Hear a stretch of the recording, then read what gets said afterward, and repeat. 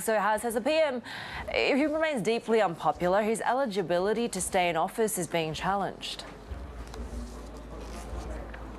Well, you're right. Talking about his popularity, the latest survey showed that 90% of those who were polled say that he should step down. Remember that protests for him to step down started about 2 years ago. That accelerated, and as you said, 2 months ago, or rather last month, he survived a no confidence vote. And today, the Constitutional Court, in fact, will decide if he can indeed stay in power. Remember that the maximum term for a prime minister is 8 years, and just yesterday, 23rd of August, marked his 8th year. But you know what? His supporters say that the year should be counted from 2019. That was when he was reappointed as prime minister following the military-backed party making that coalition after that election. So it begs the question, when do you start counting the 8 years? Whether it started when he took over after the coup, or in 2019 after the election.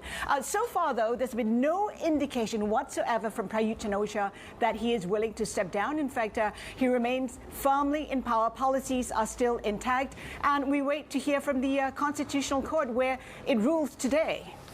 And you're at the Stock Exchange of Thailand's investment conference, right? So what's topping the agenda there?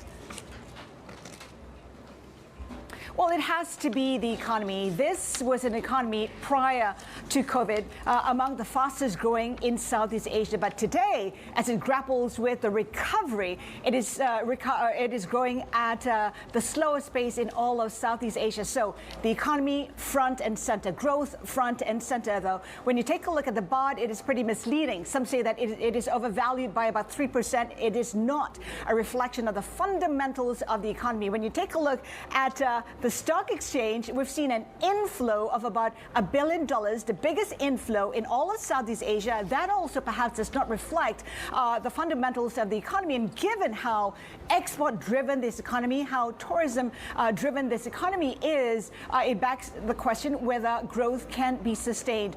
We talk about tourism returning, but it also depends a lot on China. China remains on its COVID-0 policy. China accounts for 30% of tourism, $20 billion in terms of tourism revenue, and that ain't coming.